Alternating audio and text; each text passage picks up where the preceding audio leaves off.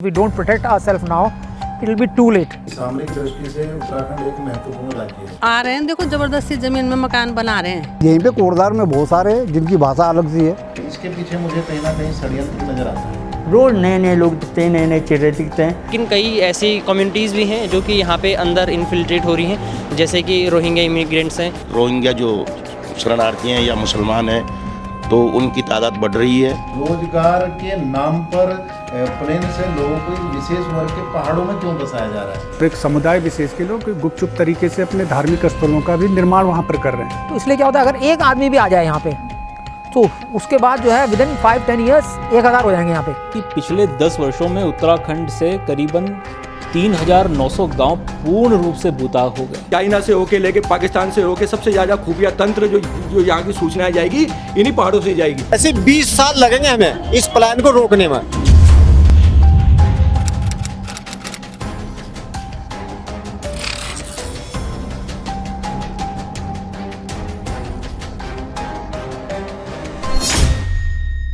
आप सभी को राम राम। भारत संतों की भूमि है और इस देश के संतों ने हमेशा से ही भारत को सचेत करने का कार्य किया है, भारत को बांधने का कार्य किया है। इस देश के संतों ने राष्ट्रीयता के नए मापदंड दिए हैं और ऐसे ही एक संत हैं डॉक्टर पवन सिन्हा गुरुजी। डॉक्टर पवन सिन्हा गुरुजी ने राष्ट्रीय सुरक्षा पर बात करते हुए, पढ़ाते हुए कई बार ऐसा कहा है। उत्तराखंड एक ऐसी बॉर्डर स्टेट है जहाँ से पलायन हो रहा है।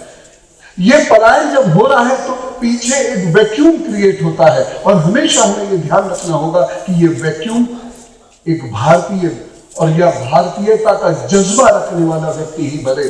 कोई ऐसा व्यक्ति उस वैक्यूम को ना भर दे जो हमारे लिए मुसीबतें पैदा कर दे। कश्मीर का हाल हमने देखा, पंजाब का हाल हमने देखा, उत्तर प्रदेश की बॉर्डरिंग स्टेट्स का हाल हमने देखा, बिहार के बॉर्डर के डिस्ट्रिक्ट का हाल हमने देखा, नॉर्थ ईस्ट का हाल हमने देखा, तमिलनाडु का हाल हम देख रहे हैं, लक्षद्वीप का हाल हम देख रहे हैं। तो यहाँ पर ऐसी स्थिति नहीं होनी चाहिए। इसके लिए हम सब लोगों को बहुत मेहनत करनी पड़ेगी। और तब से ही गुरुजी ने हमें मोटिवेट किया कि हम ऑन फील्ड जाएं, खुद सच को तलाशें और उस सच की खोज में हम पहुंचे देवभूमि उत्तराखंड।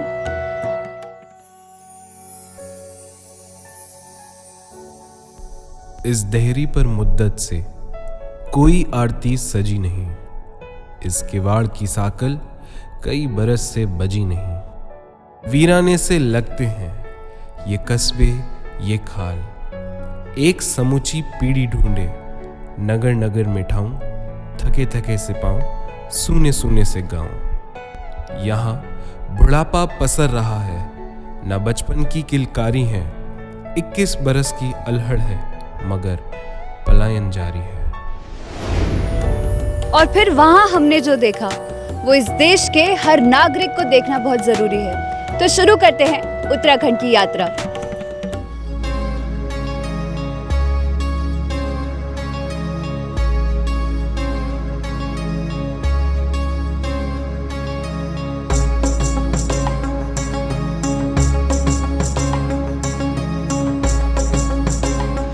ये जो उत्तराखंड है इसकी पहचान जो सदियों सदियों से रही है वो एक देवभूमि के रूप में रही है और इसका एक आध्यात्मिक महत्व है, एक वैशिष्ट्य है। और यहाँ पर हिंदुओं के करोड़ों करोड़ों हिंदुओं की आस्था के तमाम केंद्र यहाँ पर हैं। बद्रीनाथ जी हैं, केदारनाथ जी हैं, गंगोत्री हैं, यमुनोत्री हैं, जागेश्वर धाम, इस तरीके के तमाम देवालय यहाँ पर स्थित हैं। देखिए, हम लोग उत्तराखंड के परिप्रेक्ष्य में यदि बात करें और मुझे याद है कि उत्तराखंड के बारे में एक बात बहुत प्रचलित है कि यहाँ का पानी और यहाँ की जवानी यहाँ के कभी काम नहीं आई। और ये एक स्वाभाविक भी बात समझ में आती है कि हमारे यहाँ से गंगोत्री से गंगा निकलती है, यमुनोत्री से यमुना जी निकलती है, सीधा वो पलायन की तरफ बढ़ती है, यानी कि प्लेन की तरफ बढ़ती है। और उसी प्रकार यहाँ का जो युवा है, ज़्यादातर चूँकि हमारे यहाँ रोज़गार के साधन उतने नहीं हैं, ये आज की समस्या नहीं, पहले से समस्या चली आ रही है, तो वो फिर अपने रोज़गार के लिए वो फिर बाहर की तरफ बढ़ता है, यानी कि पलायन करता है। देखो, पहाड़ में एक तो जीवन बहुत संघर्षपूर्ण हो गया था, दूसरा में वहाँ पर सुख सुविधाएँ जैसे स्वास्थ्य सुविधा है, स्कूल की सुविधा है, उसके बाद जो है जो बड़े बड़े इंस्टीट्यूट होते हैं जैसे ऊपर पहाड़ में पहले थे नहीं, तो जिस वजह से हमको वहाँ से बच्चों के लिए देखते हुए उनको नीचे तो आना पड़ता, उनको पढ़ाने के लिए आना पड़ा।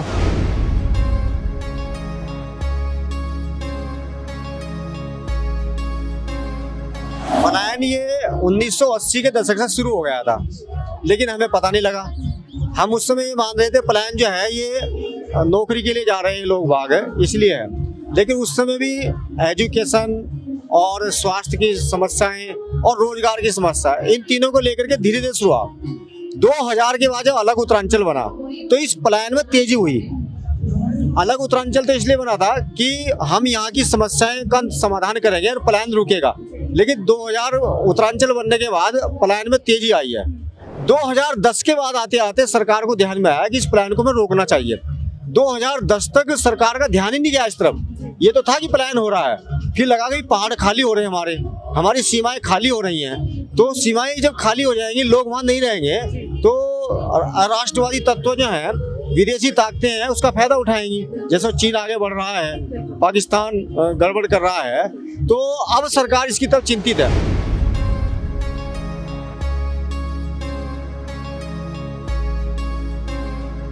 ये जो सरदर्द है बेसिकली अनएम्प्लॉयमेंट, इलिटरेसी और हेल्थ फैसिलिटीज़ का ना होना पहाड़ी क्षेत्रों में, इसकी वजह से जो माइग्रेशन है वो हो रहा है। सर्वसंपन्न है क्योंकि जो तो आगे पढ़ाई के लिए प्लान कर रहे हैं, बच्चों की पढ़ाई के लिए। Garhwali is a fairly on average actually hard working, honest and they can do well in most if given the opportunity, and that's what is happening because they are getting the opportunity to study. The colleges have opened up, their good education system exists now in Uttarakhand. The children tend to get educated to a very high level, and with that they cannot find a job in Uttarakhand, so they tend to migrate out. Migration simply ये है कि जिस तरीके से cities की तरफ youth का attraction बढ़ रहा है, उन्हें लगता है कि उधर उनकी लाइफ मच बेटर होगी। हमारे कई पहाड़ में कई ऐसे पहाड़ के वहाँ लोग हैं कि वहाँ पे उन लोगों को सड़क तक जाने का भी रास्ता नहीं है। 6-6 किलोमीटर 8-8 किलोमीटर वो चल के फिर स्कूल जा रहे हैं। हॉस्पिटल जाना होता है तो आप अगर देहरादून में रहते हैं तो फिर तो हॉस्पिटल पहुंच सकते हैं, लेकिन आप रुद्रप्रयाग, चमोली, पिथौरागढ़ इस तरीके से दुर्गामी क्षेत्रों में और पर्वतीय क्षेत्रों में रहते हो तो अगर आपको हॉस्पिटल जाना है तो जितना इन लोगों को जो शहरी क्षेत्रों में ये लोग इलाज कर रहे हैं, अगर मान लेते हैं किसी का इलाज 10,000 में हो रहा है तो जो पर्वतीय क्षेत्रों में जो है जो गरीब ग्रामीण है उनको वही 1 लाख में हो जा रहा है। उनको वहाँ से आना है, फिर निकटवर्ती क्षेत्र में आना है, वहाँ से उसको रेफ़र कर दिया जाता है, फिर यहाँ आना है, फिर यहाँ उन्होंने किराए पे रहना है। और इस तरीके से स्कूलों का भी है, स्कूल वहाँ पढ़ाई का साधन नहीं है। 10-10 किलोमीटर 15-15 किलोमीटर उनको बेचारों को पैदल चलना पड़ता है, कई जगह 3 किलोमीटर। बहुत दुर्गम क्षेत्र है, रास्ते में इतनी तरीके के जानवर है। तो ये है कि खेती हमारे यहाँ से पड़ी हुई, पूरे जानवर खा रहे हैं इसको। जैसे हम कुछ कर भी रहे हैं ना तो पूरे जानवर आ रहे हैं इधर, सब खा के बर्बाद कर दे रहे हैं। इसलिए अब बेरोजगारी है गांव में, इसलिए प्लान कर रहे हैं लोग नीचे को कि सबसे पहले जानवर हैं। अभी हमने अरबी बोई, पूरा खा गए, उससे कच्चा निकाल दिया पूरा। ये खेती जो बंजर पड़ी हुई है सारी ये जानवरों की वजह से पड़ी हुई है। ये अगर इसमें सरकार हमें तार-बाड़ करने के लिए पैसा देते हैं तो हम तार-बाड़ करते, हम खेती करते हैं, जो जानवर अंदर ना आए। अब पर्वतीय क्षेत्रों में जो काम कर रहा है उसको उतना पैसा उसके पास वहाँ पे होता नहीं है, क्योंकि वो गाय पालन कर रहा है, वो कृषि कर रहा है, बहुत कम उसकी है। तो धीरे धीरे उन्होंने देखा, लोगों को उन्होंने देखा कि किस तरीके से रह रहे हो, कह रहे हैं शहरों में काम कर रहे हैं, मल्टीनेशनल कंपनी कर रहे हैं, तो वो बाहर आए। और आप ये बताइए ना, वो बेचारे भोले भाले जो गरीब गाँव के लोग हैं वो कैसे रहेंगे, कैसे जीवित रहेंगे? जान है तो जान है, तो अपनी जान बचाने के लिए फिर उनको शहरों की तरफ तो आना ही पड़ेगा। उत्तराखंड जहाँ पे मैं अभी खड़ा हूँ ये जोन 5 में आता है, और साथ ही में हम ऐसा देखते हैं कि पिछले 10 सालों में मैदानी क्षेत्रों के कंपैरिजन में यहाँ पे बहुत ज़्यादा प्राकृतिक आपदाएं आती हैं। 2011 से लेकर के अभी तक का मैं अगर आपको आंकड़ा बताऊं तो हमारा जो ये ज़िला है, रुद्रप्रयाग ज़िला है, ये लगभग 12 से 15 बड़ी आपदाएं झेल चुका है, जिसमें कि जन हानि भी हुई और जो यहाँ के रिसोर्सेज थे वो सारे भी डिस्ट्रॉय हुए। तो एक तरीके से ये कह सकते हैं कि यहाँ पर जो ज़िंदगी है काफ़ी कठिनाइयों से भरी हुई है। देखिए, पलायन के मूलतः 6 कारण हैं। पहला कारण जो हम सब जानते हैं, एम्प्लॉयमेंट, बेरोजगारी वहाँ पे है। दूसरा, स्वास्थ्य सेवाओं की कमी। तीसरा, शिक्षा की कमी, ये सब जानते हैं। चौथा एक बड़ा कारण ये भी है कि पहाड़ के जो खासकर युवा, उनका पहाड़ से जो लगाव है वो कम होता जा रहा है। उन्हें शहर की चकाचौंध अपनी तरफ ज़्यादा खींचती है। तो वो लोग, उनकी जो एक पहाड़ के प्रति, अपने उस स्थान के प्रति जो उनका एक लगाव था, वो लगाव कहीं ना कहीं कम होता जा रहा है। ये बहुत बड़ा कारण है। एक और कारण ये है, जो हर साल आपदाएं वहाँ आ जाती हैं तो जनता, वहाँ के लोगों के मन में एक भय है, इस भी कारण वो लोग पलायन कर रहे हैं। और एक और बात जो मैंने पिछले कुछ सालों में देखी है कि पहाड़ के युवाओं, खासकर पहाड़ के युवाओं का पहाड़ की तरफ एक जो आत्मग्लानि का भाव है वो कहीं ना कहीं पैदा हो रहा है। एक हमारे पहाड़ में एक बड़ा प्रसिद्ध गाना भी इसमें बना कि मुझे पहाड़ी मत बोलो, मैं देहरादून वाला हूँ। यानी वो अपने आप को पहाड़ से अलग करने में अपना सम्मान महसूस करता है। तो ये भी बहुत बड़ा कारण है।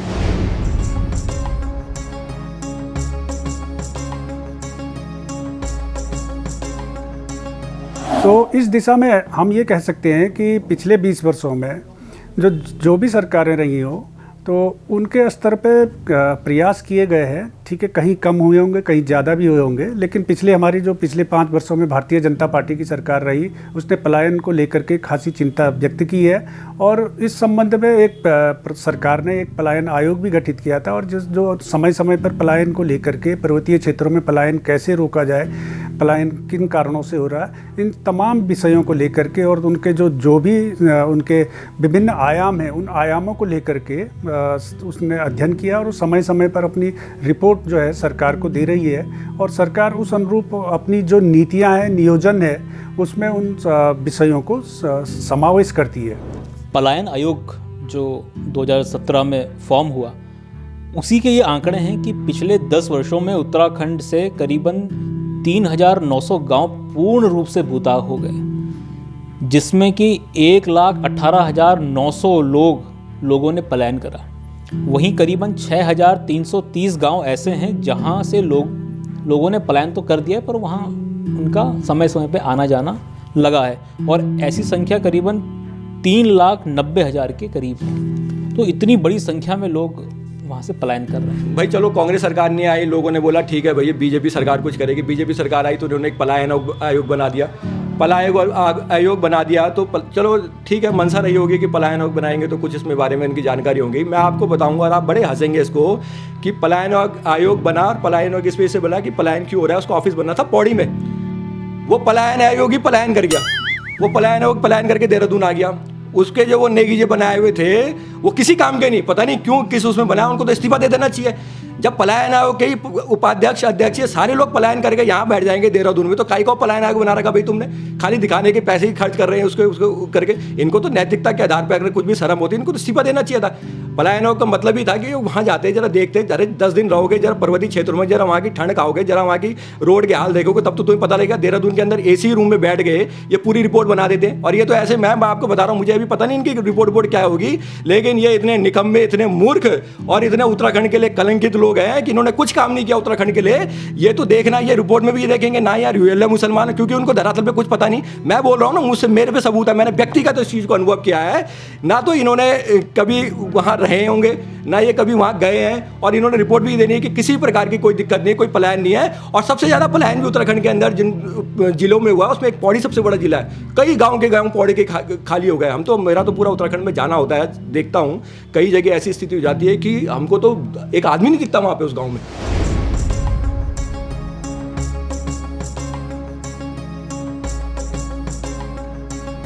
पलायन की दृष्टि से यदि मैं बात करूं, ये हमारे लिए एक चुनौती भी है, यानी सरकार के लिए एक चुनौती भी है।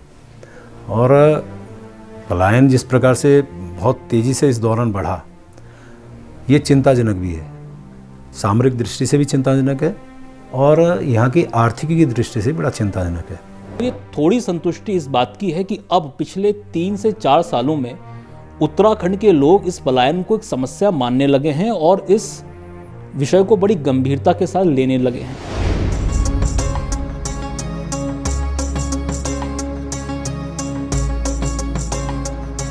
हम कई बार कहते हैं कि पलायन क्यों हो रहा है, कि पलायन रोजगार के कारण हो रहा है, कि पहाड़ में रोजगार नहीं है। जब पहाड़ में रोजगार नहीं है, प्लेन में बहुत ज्यादा रोजगार है, तो फिर रोजगार के नाम पर प्लेन से लोगों को एक विशेष वर्ग के पहाड़ों में क्यों बसाया जा रहा है।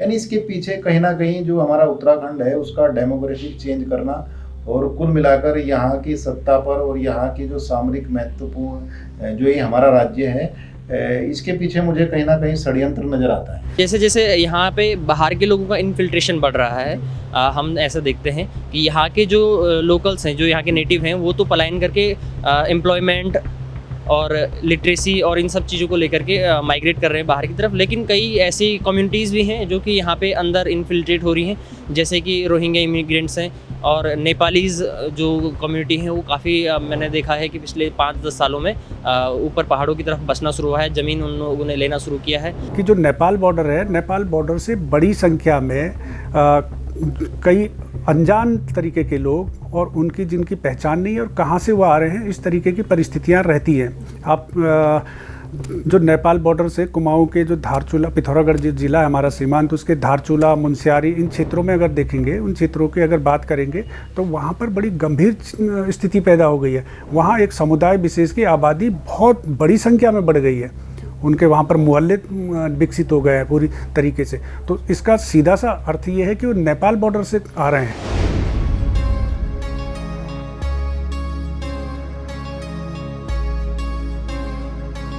तो रुद्रप्रयाग जिला या पहले ये चमोली जिला था, तो यहाँ पर मुस्लिम कम्युनिटी लगभग ना के बराबर थी। गिनती के 1-2 लोग दिखाई देते थे या जानकारी में होते थे।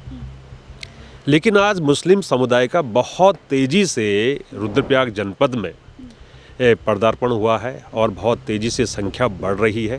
क्योंकि नेशनल हाईवे है, केदारनाथ और तुंगनाथ लोग यहाँ से जाते हैं, तो यात्रा के रूप में भी कई लोग आते हैं। यात्रा में जो घोड़े खच्चर वगैरह की जो फैसिलिटी होती है उसको प्रोवाइड करने के लिए कई लोग आते हैं, और साथ में कुछ लोग धीरे धीरे करके अस्थायी बिजनेस से स्थायी व्यापार के रूप में यहाँ पर बच जाते हैं। जहाँ तक मैंने देखा या सुना है तो उसमें ऐसा लग रहा है कि उत्तराखंड के नैनीताल, उधम सिंह नगर और हरिद्वार, पौड़ी और टिहरी, विशेषकर जो पर्वतीय जिले हैं उसके जो तराई वाले जो मैदानी इलाके हैं उसमें रोहिंग्या जो शरणार्थी हैं या मुसलमान हैं तो उनकी तादाद बढ़ रही है, और जिससे क्षेत्र में अप्रिय घटनाओं को ये लोग अंजाम भी दे रहे हैं। पर्वतीय क्षेत्र के जो मूल निवासी हैं वो लगातार वहाँ से पलायन करते जा रहे हैं, और एक समुदाय विशेष के लोग मैदानी क्षेत्रों से वहाँ पर बड़ी संख्या में उनकी आबादी वहाँ पर बढ़ती जा रही है, और वो वहाँ पर ज़मीन खरीद रहे हैं, कई तरीके की संपत्तियाँ वहाँ पर वो कर रहे हैं, और एक समुदाय विशेष के लोग गुपचुप तरीके से अपने धार्मिक स्थलों का भी निर्माण वहाँ पर कर रहे हैं। एक विशेष वर्ग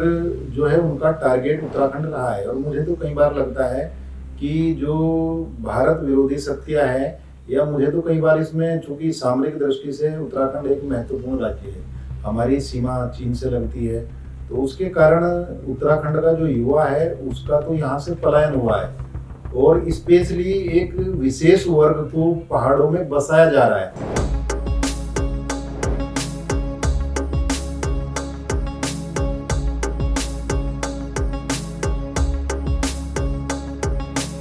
ऐसा है कि हमारी ज़मीन जो है ये फतेहपुर बाज़ार में है, और हमारा ज़मीन नंबर जो है 494 है।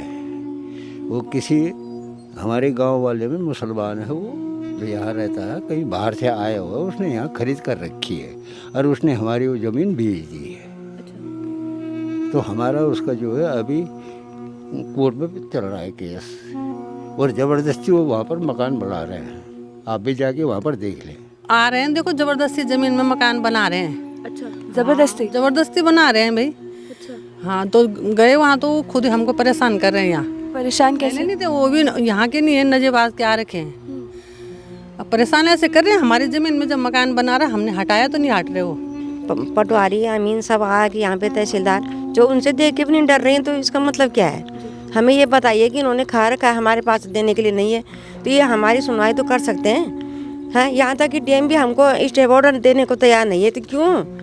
ये एसडीएम साहब ने लिखा हुआ है कि जांच करें, ये नीचे तहसीलदार के होंगे उनके हैं क्या क्या है सब, ये तो हम तो जानते भी नहीं इन रागों की। अब हम तो पहली बार देख रहे हैं कोड के, आज तक तो हमने कोड के देखा नहीं, बुढ़े हो गए हम। चैलेंज करेंगे, स्टे ऑर्डर लिया, हम रोक देंगे रौफ से। मैंने इसी में बुढ़िया तेरे को छोड़ना नहीं है, मेरे को छोड़ दे, मेरे को मार, पर तू क्यों मारा मेरे को, मैंने क्या करा? हमारी खेती है, हमारे सासुर की खेती है, हमने उसमें खेती करी है, हमने खुद अपने हाथ से खेती करी उसमें, और आज हमके लिए धमकी हो रही है से मकान लगा दिया तो पूरा। और क्या कर सकती हूँ मैं? कुछ नहीं कर सकती। ये बच्चे करेंगे जो भी करेंगे, तुम ही करोगे बेटा जो भी करोगे, हमसे तो कुछ नहीं होगा बेटा। क्या करना है? जाती हूँ कि पीछे पीछे दौड़ती हूँ, क्या करना है? कुछ नहीं हो। उनको तो दया भी नहीं आ रही कि बुढ़ी आदमी आ रही है। कितना बोला उनका, हाथ भी जोड़ा मैंने तो उनके लिए, कुछ भी बोला, मैं नहीं मान रहे वो।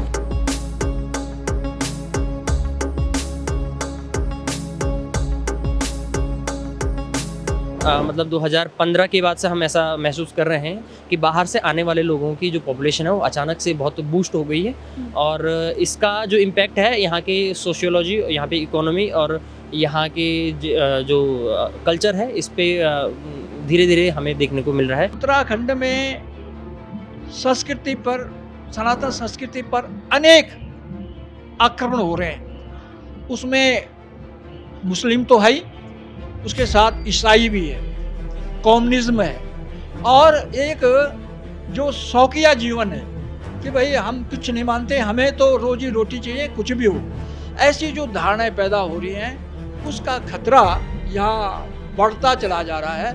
और उससे फिर जो एक संघर्ष होगा, वो संघर्ष हिंदुओं के साथ ही नहीं, सनातनी के साथ नहीं, आपस में मुस्लिम और ईसाई का भी संघर्ष होगा। क्योंकि सबको यह है कि हम कौन इनको झपट सकता है, झपटना, कौन इसको पकड़ सकता है। उस स्थिति को जो आने वाले दिनों में है वो हो सकती है। खास तौर से मुझे कोई इसमें झिझक नहीं है, मुस्लिम लोग ज़्यादातर है, क्रिश्चियन लोगों ने भी बहुत बड़ी तरह से उनको किया। हमारे वहाँ एक बोक्सा जनजाति का एक गांव है बावर क्षेत्र में, वो पूरा का पूरा धर्मांतरण हो गया, क्रिश्चियन बन गए वो सारे के सारे। छोटा छोटा लाला दिया उनको लाइट के क्षेत्र में, वो क्षेत्र पूरा मतलब जो बोक्सा जनजाति है वो पूरा का पूरा, मेरा वहाँ कई जगह जाना भी हुआ, और मैंने व्यक्तिगत मैंने अंदर देखा उन्होंने क्रॉस लगा रखे, मैंने अरे ये क्या हुआ, ये तो सारे हिंदू थे, वो सारे के सारे क्रिश्चियन भी अंदर गए। उत्तराखंड की जो संस्कृति है, ये ईसाई मिशनरी भी इसको ख़त्म करने में लगी हुई है, और इसको ये जो मुस्लिम तत्व है, ये रोहिल्ला मुसलमान है, ये भी इसको ख़त्म करने में लगे। आज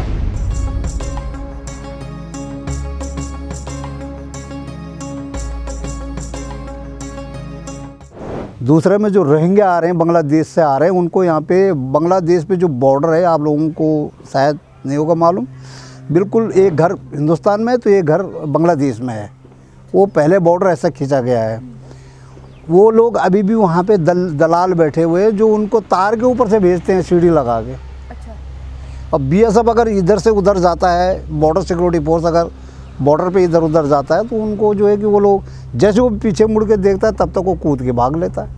तो ये वहाँ पे जो रोहिंग्या वहाँ से जो निकलते हैं तो वो पूरे हिंदुस्तान में उसके बाद फैल जाते हैं। उनकी मतलब एक तरह से वो सिस्टम बना हुआ उनका, वहाँ से यहाँ भेजना, कैसे करके भेजना, ये सारे LIU को भी पता है, दिल्ली को भी पता है, पुलिस को भी पता है, इंटेलिजेंस तो सबको मालूम है कैसे आ रहे हैं क्या नहीं आ रहे, कैसे उनको प्लान करके भेजा जा रहा है, और उनको पूर्ण ट्रेन करके भेजा जाता है। ट्रेन कैसे?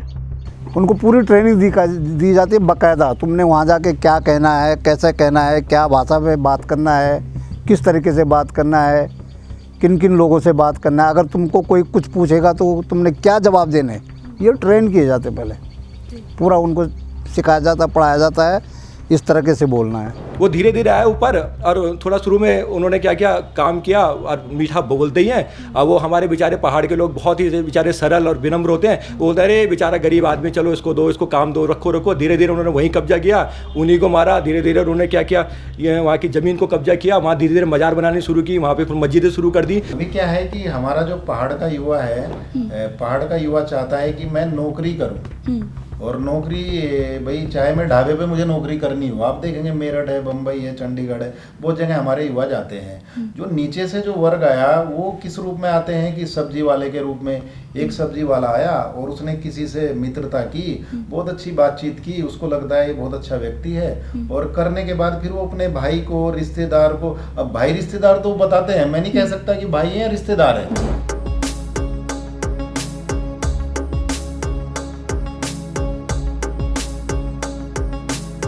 नीचे का आदमी क्या होता है, वो नीचे उसने पूरा माहौल देखा हुआ होता है। हमारा गढ़वाल का थोड़ा सा सीधा बोल सकते हैं आप, साधारण होता है, वो नहीं जानता इस तरह की बातें। तो वहाँ उनको नीचे से भी सपोर्ट है, यहाँ उनको पूरा आश्रय मिल जाता है। तो धीरे धीरे धीरे धीरे वो अपने पैर जमाना शुरू कर देते हैं। तो फिर एक को लाते हैं, दूसरे को लाते हैं, तीसरे को लाते हैं। आज ये स्थिति है कि बहुत सारी संख्या में हो चुके हैं यहाँ पर। कैसे आप यहाँ पे, आप तो सहारनपुर से हैं, तो यहाँ पे पहाड़ों में आपको काम किसने दिया, किससे बात करी आपने? ये तो हमारा भाई है कि वेल्डिंग का जो पेलिंग पुलिंग का काम करता है, ये उसने बुला रखा है यहाँ पे। लगभग उसको ऐसे हो गए 5-6 साल हो गए। मैं बिजनौर से। बिजनौर से आए हैं? अच्छा, तो यहाँ काम के लिए आए थे आप? कैसे यहाँ काम के लिए आए। अच्छा, तो आपका कोई परिवार का पहले यहाँ रहता था जिसके साथ? मेरा भाई रहते थे बड़े। वो क्या काम करते हैं? वो राजमिस्त्री का काम करते हैं। मेरा नाम आदिल हुसैन है। आदिल हुसैन, आप यहाँ कब से हैं? जी मुझे 7 इयर्स हो गए। 7 इयर्स। तो आपका शुरू से ही ये दुकान आपकी रही है? कैसे? नहीं, मैं अपने अंकल के साथ रहता हूँ यहाँ पे ना। अच्छा जी। अंकल कब से है, कहाँ से? अंकल कोटद्वार से बिलोंग करते हैं और अंकल को इधर हो गए लगभग 25 ईयर। हमारा ऐसे रहता है ना मैम कि आधे ज़्यादा लोग घर रहते हैं और कुछ लोग दिल्ली में और कुछ लोग सऊदी में हैं। सऊदी में? जी। अच्छा, वहाँ पे कैसे, मतलब क्या? वहाँ भी यही सैलून के काम है। और मैंने देखा इसमें क्या है कि ये लोग आते हैं, पहले सब्जी वाले के रूप में आते हैं, फिर अपने भाई को लेकर आ जाते हैं, फिर ये बाल काटने वाले के रूप में आ जाते हैं। कहाँ से आए, ये एक आदमी आया, दूसरे को बसाया, तीसरे को बसाया। इसमें कौन रोहिंग्या होगा? जरूर होगा, हो सकता है इन्हीं के, लेकिन आज प्रत्यक्ष नहीं है ना कि ये रोहिंग्या है या अन्य है। लेकिन यहाँ पर एक हम लोगों की मेंटलिटी ये है कि हमें तो केवल चाहिए क्या, पढ़ेंगे लिखेंगे, हमको केवल चाहिए कुर्सी। अब कुर्सी में चाहिए, कुर्सी में हमको नौकरी चाहिए। यहाँ का बाहर का आदमी यहाँ पर आ रहा है, अब पूरा अपना बिजनेस कर रहा है, और इसमें ज़्यादा करके मुस्लिम यहाँ से ज़्यादा सरसब्ज हैं। उन्होंने व्यापार में भी नंबर 1 हुई है। इसीलिए यहाँ पर अब जो कहना रोहिंग्या का कहना जरूर होंगे, इसमें मैं नकारा नहीं हो सकता है, क्योंकि ये यात्रा लाइन है। यहाँ पर कौन आता है, किसी के मुंह पर नहीं लिखा हुआ है कि ये मुस्लिम है या हिंदू है। जब हम बात करेंगे यहाँ का लोकल जो है अभी पता चल जाएगा, वो हमारी भाषा भी बोलने लगे।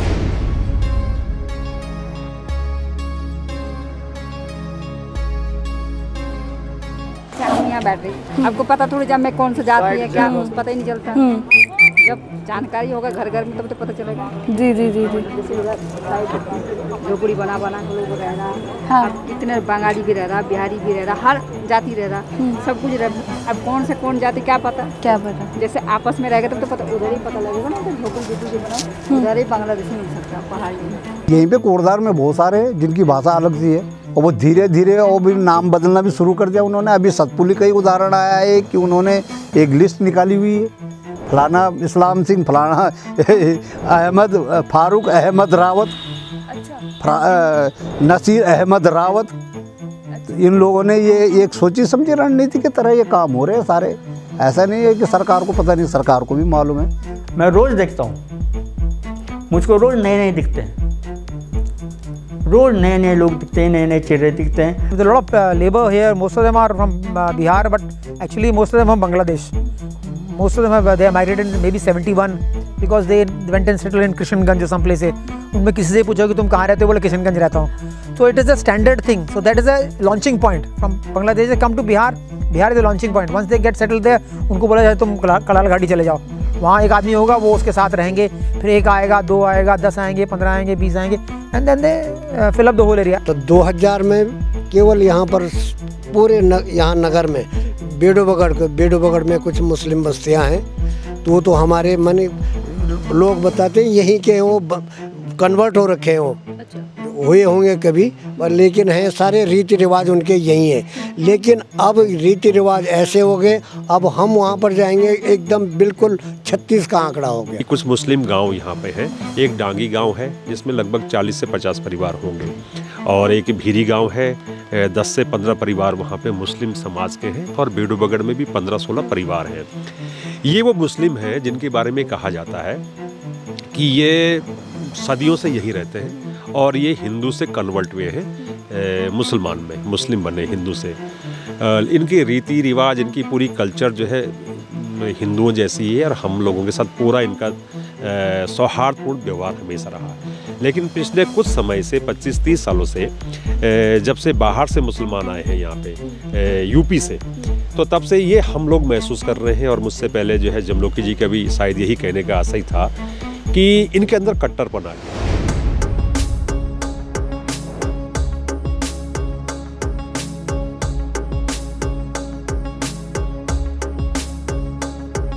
यहाँ पर सारा मुस्लिम जो है पूरे जनपद के अंदर सब अल्पसंख्यक हैं और ओबीसी कैटेगरी में आते हैं, लेकिन ओबीसी कैटेगरी में अन्य कास्टें भी कई हैं, तो मुस्लिम को तो रोज़गार है भी नहीं।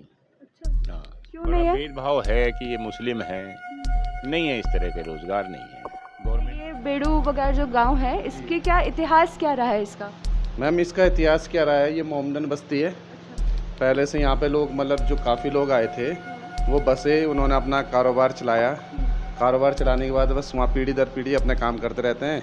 पूरी ये शिक्षित बस्ती है, सभी लोग यहाँ पे मतलब अपना रोज़गार खुद ही करते हैं, सब गवर्नमेंट जॉब वाले हैं। उन्होंने अपनी पढ़ाई अपनी शिक्षा यहीं से की और यहीं रहते हैं। बच्चे मैंने कहा बेरोजगार पड़े हुए, सब ट्रेनिंग वानी पूरी हो गई, बच्चों की नौकरी चाकरी है नहीं, बेरोजगार है, क्या करना है यहाँ पे। आप दमे सारे घर वर तो आप दमे सब चले गए, रहने के लिए घर नहीं है, क्या करना हमने यहाँ। खुश नहीं है आप इस सरकार से? नहीं है, हम इस सरकार से खुश है ही नहीं है। कौन सी सरकार चाहते हैं फिर? कोई भी बन जाए सरकार, जिस और बन जाएगी तो बढ़िया है। इस सरकार से तो हम बिल्कुल रोजगार देगी वही बढ़िया होगी। बच्चों को रोजगार है, हमारे बच्चे बेरोजगार है, पढ़ाई लिखाई बच्चों की पूरी हो गई, सारे बच्चे ऐसे पढ़े हुए हैं। तो इससे पहले कांग्रेस से तब सही था क्या सब? उस टाइम सब बढ़िया था, उस टाइम लोगों की नौकरी भी लगी थी, सब कुछ हुआ था। इस टाइम में कुछ नहीं है, इतने सालों से बच्चे ऐसे फिर रहे हैं, सब बच्चे। बस थोड़ा सा इधर ऐसा है कि मतलब कोई भी गवर्नमेंट है तो थोड़ा ना एक्चुअली छोटे छोटे एरिया हो गए ना, तो इधर ज़्यादा फोकस नहीं कर पाती है। जैसे हमारे इधर, यहाँ हम लोग मुस्लिम एरिया हमारा छोटा सा है, पर हमारे इधर अभी कब्रिस्तान है, और यहाँ पे जब से आपदा आई है तो तब से एक पुल था, तो वो पुल भी डैमेज हो रखा है। ये तो बीजेपी के कट्टर दुश्मन होते हैं, ये तो कांग्रेस को भी ज़्यादा सपोर्ट करते हैं, हमेशा ही करके आए हैं। वो तो अपना उनका अपना घुटो घोटाला है। जैसे हम लोग यहाँ पे दुकानदार हैं, वो बाहर से जो आए हैं, मुजफ्फरनगर, मेरठ वगैरह, कैराना वगैरह के, वो लोग हमसे कोई सौदा भी नहीं लेते, उन्हीं की दुकान में आते हैं। अच्छा, आपसे सामान नहीं लेते, अपनी दुकान पे जाते हैं बस? जो उनकी मम्मी की दुकान है ना, उन्हीं से ज़्यादा वो करते हैं। कब से आना शुरू हुआ है? ये तो 2-4 सालों से फेरे का काम करते हैं ना, कपड़े, कोई कपड़ा बेचता है, कोई कुछ बेचता है, कोई कुछ। पर ये तो कह रहे हैं कि हम पुश्तों से यहाँ रहते हैं, बहुत पुराने हैं। पुश्तों से ये एक दो मकान हैं, बाकी सारे नए के नए? हाँ, 2-4 मकान हैं। तो जैसे यहाँ पे लोग हैं जो अपना नाम सोनू बता रहे हैं, कोई अपना नाम लकी बता रहा है, ये सब सोनू लकी है या कुछ और नाम है इनके? तो ये आपका क्या नाम है? राजा। राजा जी।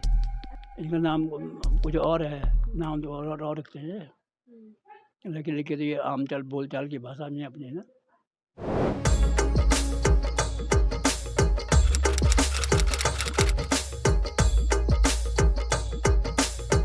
जो मुस्लिम समाज है वो अपने आप में यूनाइट है, ठीक है, और एक छोटे रोजगार करने में संकोच नहीं करता है। हिंदू युवा छोटा रोजगार करने में संकोच करता है। हमारा युवा 25 साल तक तो पढ़ाई करता है, 25 से 30 के बीच में वो सोचता है कि मुझे क्या काम करना चाहिए। छोटा काम उसको दिखाई देता है, वो कहता है मुझे इसमें संकोच होता है, हीनता आती है कि मैं छोटा काम क्यों करूँगा, मैंने तो MA कर रखा है, मैंने तो MSc कर रखी है, मैं ये काम नहीं कर सकता, तो इसलिए वो डिप्रेशन में आ रहा। मुस्लिम युवा क्या है, 12-13 साल में कमाना शुरू कर देता है, तो उसे ऊपर जाने में जो है दिक्कत नहीं होती है। वो ऊपर पहाड़ भी जाएगा तो फिर छोटे मोटे उसको 100 रुपये रोज भी मिल रहे हैं ना, तो उसमें भी खुश है वो। हमारा युवा 500 रुपये रोज मिलने में भी खुश नहीं है। अब वो 100 रुपये रोज में भी, अच्छा, उनकी आवश्यकताएं भी कम होती हैं, हमारी आवश्यकताएं भी ज़्यादा होती है। वो कहीं भी अपने सड़क के किनारे झोपड़ी सी डाली, उसी में रह लेंगे। हमें चाहिए बढ़िया कमरा, हमारे युवक को बढ़िया कमरा चाहिए, वो झोपड़ी में रह नहीं सकता है। इसके कारण से वो एक रणनीति के तहत ऊपर बस रहे हैं। एक रणनीति का हिस्सा है ये कि हमने जो है हिंदू आबादी को कम करना है और अपनी आबादी बढ़ानी है, ये रणनीति का हिस्सा है।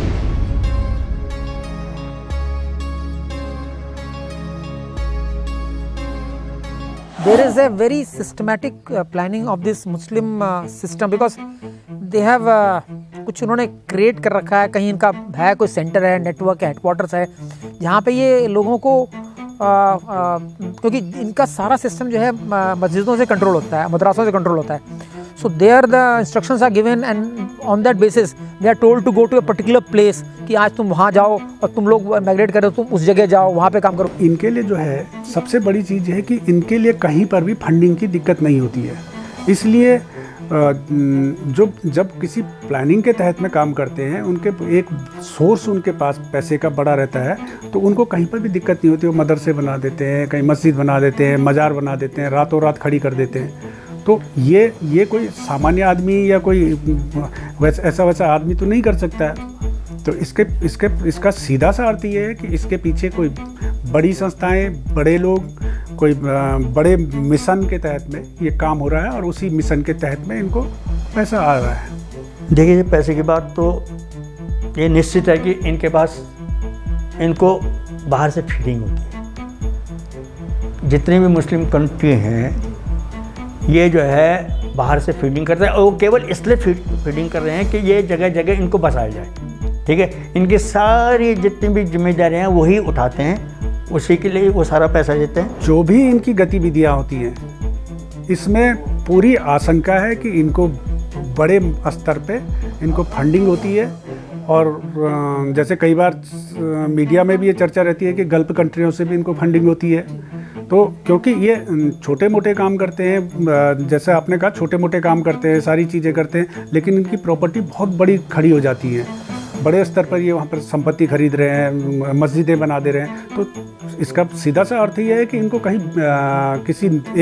किसी स्रोत से इनको पैसा मिल रहा है। तो इसलिए क्या होता है, अगर एक आदमी भी आ जाए यहाँ पे तो उसके बाद जो है विदिन 5-10 ईयर्स 1000 हो जाएंगे यहाँ पे। तो वो एक आदमी नहीं आना चाहिए। So we should make sure that not that single chap should come here, because once one person comes here, वो फिर धीरे धीरे औरों को भी लाता रहता है। और then gradually because of their work and our dependence on them, because we are not doing minimum labour, we are dependent on them because of for labour, they win our trust and then the problem starts gradually.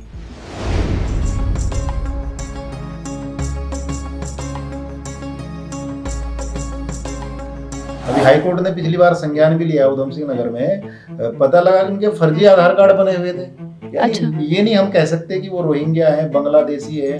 अभी उनमें बांग्लादेशी भी पकड़े गए पिछली बार यहाँ रुड़की के अंदर, तो उनके फर्जी आधार कार्ड थे। तो कुल मिलाकर हम ये कैसे समझेंगे कि वो उसका भाई है, चाचा है, विदेशी नागरिक है, भारत का है। तो इस तरफ ध्यान देने की आवश्यकता है। आज आप देखिए जितना नीचे का जो काम हो रहा है, जो आप मजदूरी करने के लिए ये लोग देख रहे हैं, जो ये बंजारा के रूप में जो ये लोग आ रहे हैं, जो किनारे रहते हैं, इन्होंने आईडी बना दी अपने। और ये कांग्रेस सरकार जब से आई, इन्होंने तो और बेड़ा घर करा। इनको लगा कि मुसलमान तो भाजपा को वोट देता ही नहीं है, तो ये वोट देगा कांग्रेस को देगा, तो कांग्रेस को वोट देगा तो हम जितना ज़्यादा इनको ला सकें। तो इन्होंने पता ही कहाँ के बांग्लादेशी घुसपैठी भी कर दे। देखिए, इसमें ये कहने में मुझे कोई संकोच नहीं है कि इसमें कहीं ना कहीं जो इस तरीके की जो ये आधार कार्ड या वोटर आईडी में नाम जोड़ लेते हैं, तो उसमें कहीं हमारे जो स्थानीय कुछ लोग होते हैं उनकी मिली भगत है।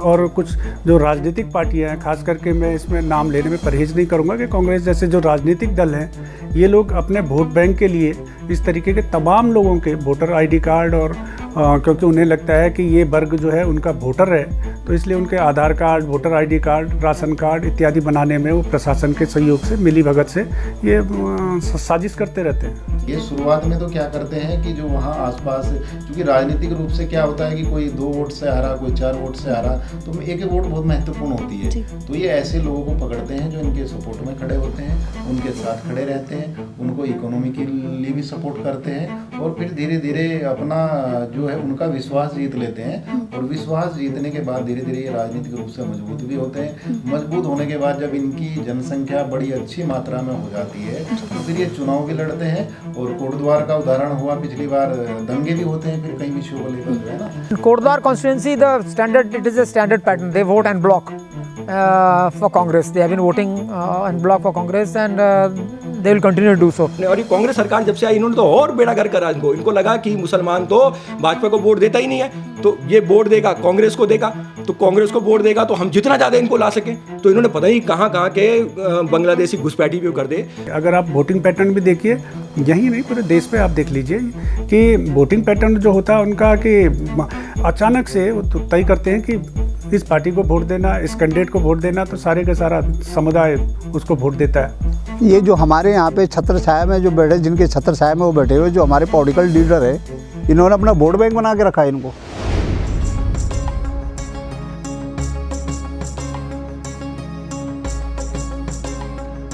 इनका उद्देश्य है कि जिस समय ये जो है हमारे बराबर में आ जाते हैं, उसके बाद फिर ये हावी हो जाने शुरू हो जाएंगे, ठीक है ना।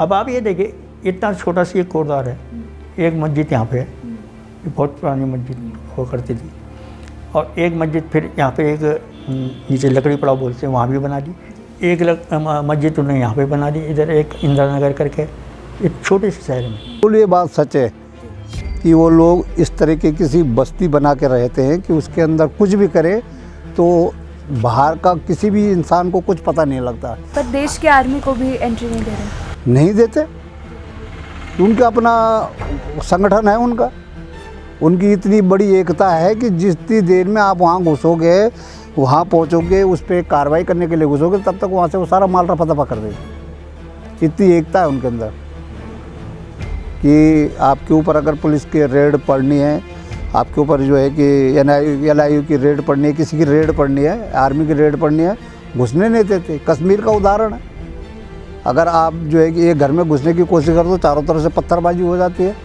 तो वो इन्होंने पूरे हिंदुस्तान में सीख लिया है। देखिए, ये जो डेमोग्राफिकल चेंज वहाँ हो रहा है, ये सच में एक बहुत बड़ा खतरा हमारे पहाड़ के लिए है। उत्तराखंड की पहचान देवभूमि से है। यहाँ पे हमारे चारों धाम हैं, कई मंदिर, कई सिद्धपीठ वहाँ पर हैं।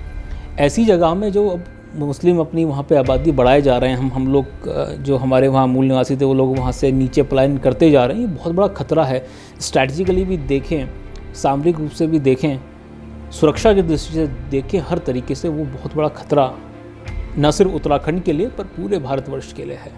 कि ये दो अंतर्राष्ट्रीय सीमाओं से जुड़ा हुआ क्षेत्र है, चीन और नेपाल की सीमा से लगा हुआ ये क्षेत्र है और सीमांत क्षेत्र है। और आप देख रहे होंगे कि चीन के साथ में आज जिस तरीके की एक परिस्थितियां उत्पन्न हो रही है, उस लिहाज से भी हमको ये काफ़ी गंभीर और चिंताजनक परिस्थिति लगती है कि एक वहाँ का जो स्थानीय व्यक्ति है, जो वहाँ के स्थानीय लोग हैं, वो पलायन कर रहे हैं और एक समुदाय विशेष के लोग वहाँ पर जा रहे हैं, उनकी आबादी बढ़ती जा रही है। आप नॉर्थ ईस्ट से लेकर के और जम्मू कश्मीर तक देखिए, जहाँ जहाँ हिंदू अल्पसंख्यक हुआ और एक समुदाय विशेष की आबादी जहाँ पर बढ़ी है, वहाँ पर स्थितियाँ अराजक हुई हैं, वहाँ पर अलगाववादी ताकतें बढ़ी हैं, वहाँ उग्रवाद बढ़ा हुआ है, वहाँ जो राष्ट्र विरोधी गतिविधियाँ हैं वो तेज़ हुई हैं। जो उत्तराखंड राज्य है, इसको हम देवभूमि कहते हैं, इसको हम वीरों की भूमि कहते हैं। हमारे यहाँ का जो व्यक्ति है, जो हमारे यहाँ उत्तराखंड का जो रहने वाला व्यक्ति है, वो देशभक्त कहा जाता है। ये इस रूप में कह सकता हूँ कि आप देखिए, कोई सा युद्ध गया होगा कि जब हमारे उत्तराखंड के किसी भी वीर सैनिक ने उसमें शहादत नहीं दी होगी।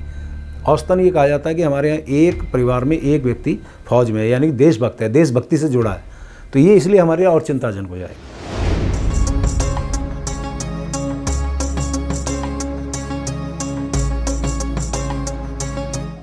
तो देवभूमि को अगर वो टारगेट करेंगे तो कहीं ना कहीं हिंदुओं के आस्था पे टारगेट होगा। उत्तराखंड को टारगेट इसलिए किया जा रहा है क्योंकि उत्तराखंड में कोई खाली पॉकेट्स बैठी हुई हैं, मतलब there no places are empty which are devoid of any Muslim community as सच।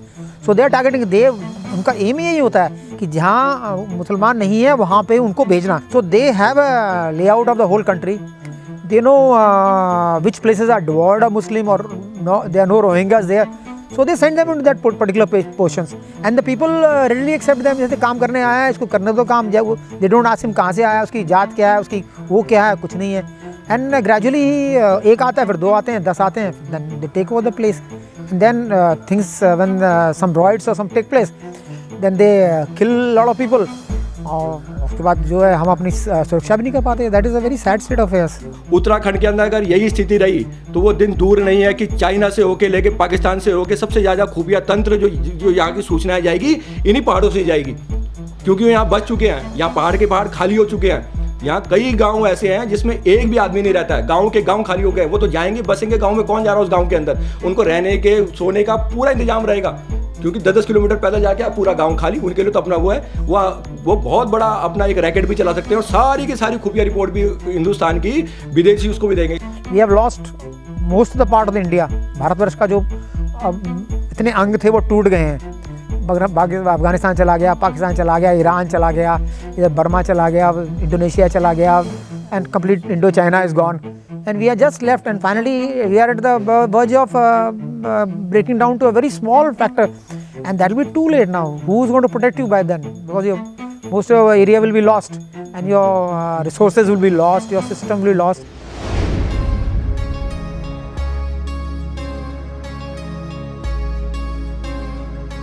हर प्रदेश की अपनी कुछ सीमाएं होती हैं, अपनी कुछ लिमिटेशंस होती हैं, तो अपनी कुछ ताकत भी होती है, कुछ यूनिक पॉइंट्स भी होते हैं।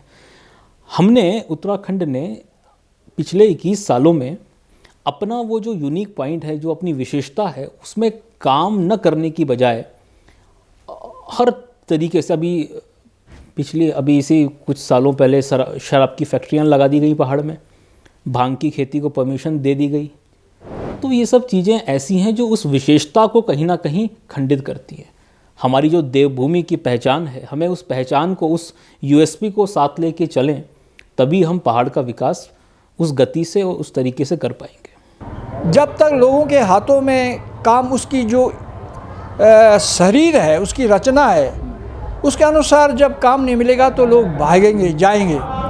परंतु फिर इसको कैसे रोका जाए, लोग यहाँ बसें? तो उसके लिए यही है कि यहाँ मनुष्य के प्रकृति के अनुसार, यहाँ के लोगों के प्रकृति के अनुसार यहाँ काम धंधे शुरू करने पड़ेंगे, और वो है सबसे आखिरी गांव हिमालय का, उस तक जाना पड़ेगा। उसके विकास के लिए, उसके संस्कृति के साथ साथ वहाँ की सभ्यता, वहाँ के सामाजिक आर्थिक जीवन को संवारने के लिए विभिन्न कार्यक्रम आयोजित करने पड़ेंगे। और वहाँ जब विकास दिखाई देगा, लोगों में काम धंधे दिखाई देंगे, तो धीरे धीरे लोग फिर रिवर्स माइग्रेशन होगा। एक तो लोगों की हमारी जो सोच हमको बदलनी पड़ेगी। हमारे पास सब कुछ है पहाड़ों में, हम अगर उसको ही अपनी ज़मीन को सरसब करें। सब्जियां हम रोज़ के 30-40 ट्रक नीचे से पहाड़ों में जाते हैं सब्जियों के। पहाड़ों में जिन लोगों ने सब्जियां उगाई हैं, वो लोग सब्जियां बेच रहे हैं। 2-2, 3-3 किलोमीटर अपने गांव से सड़क में सब्जी ला रहे हैं, और महीने के 1 लाख 1.5 लाख रुपये कमा रहे हैं। ऐसा नहीं है कि पहाड़ में कुछ नहीं है, पहाड़ में सब कुछ है। पानी है, हवा है, मिट्टी है। हमें छोटे छोटे रोजगार, सब्जी का काम हमारे लोग करें, नाई का काम हमारे लोग करें, ये छोटे छोटे काम हमारे युवा करें, तब जाकर के पलायन रुकेगा। एक और स्टेप गवर्नमेंट को ये उठाना चाहिए कि हमारे उत्तराखंड के अंदर कोई भी मुस्लिम ज़मीन नहीं खरीद सकता, ये ऐसा कानून बनाएं। ठीक। दूसरा, जितने भी हमारे धार्मिक स्थल हैं, धार्मिक जिनको नगर, जो धर्म नगरी हैं, धार्मिक नगरियाँ जो है, ऋषिकेश हुआ, हरिद्वार हुआ, केदारनाथ हुआ, बद्रीनाथ हुआ, इस प्रकार की जितनी हमारी ये नगरियाँ हैं, इन पर पूरी तरह से इनका बैन कर देना चाहिए। See, first of all, it's more important that we should form our own groups, our security groups, our intelligence network, so that we have idea. Somebody should in a particular area, जैसे ये मालन के अंदर का इलाका है, यहाँ पे there should be a group who should take charge, or who should systematically take over, get in touch with everybody, have a network to find out what is happening where. And it should not be for a political reason. It should be basically for the survival of Hindu people as a community, because if we are not aware now, or if we don't wake up now, or we don't protect ourselves now, it will be too late, and which is everybody is saying that because we are in the edge now. क्योंकि जो सनातन संस्कृति परिमार्जित रूप से एक मानव को बनाती है, उसके धर्म अर्थ काम मोक्ष की ओर उसको ले जाती है, उसका ज्ञान उसका आचरण सबकी आवश्यकता है कि वो भारत को राष्ट्रवाद की ओर ले जाए। और उसके जो मूल है वो उत्तराखंड है, और उत्तराखंड में जो हमारा जो परिमार्जित जीवन है उसकी ओर हमको बढ़ना पड़ेगा। ऐसे 20 साल लगेंगे हमें इस पलायन को रोकने में, वो भी तब है जब कंटिन्यू प्रयास करेंगे, और सरकार से नहीं रुकेगा, ये समाज के स्तर पर प्रयास होगा। समाज के स्तर पर जितना ज़्यादा प्रयास होगा तब पलायन रुकेगा हमारा। इस यात्रा में बहुत से प्रश्न उठे और उत्तर भी मिले। अब उन उत्तरों से विचार बुनना और बनाना आवश्यक है। ये जिम्मेदारी मैं आप पर छोड़कर जा रही हूँ। आशा करते हैं कि मेरी, अभिषेक जी की, ईशान जी और आशीष रावत जी, जिन्होंने अपनी नॉलेज और अपना एक्सपीरियंस हमसे साझा किया, और उत्तराखंड के वो अनेक भाई बहन जिन्होंने हमें बताया, हमें सच से रूबरू कराया, उन सब की मेहनत आप सबको पसंद आई होगी। इस डॉक्यूमेंट्री को ज़्यादा से ज़्यादा शेयर कीजिए ताकि लोगों को इस सच के बारे में पता लगे, और इस चैनल को सब्सक्राइब कीजिए। आप सभी को राम राम, नमस्कार, भारत माता की जय।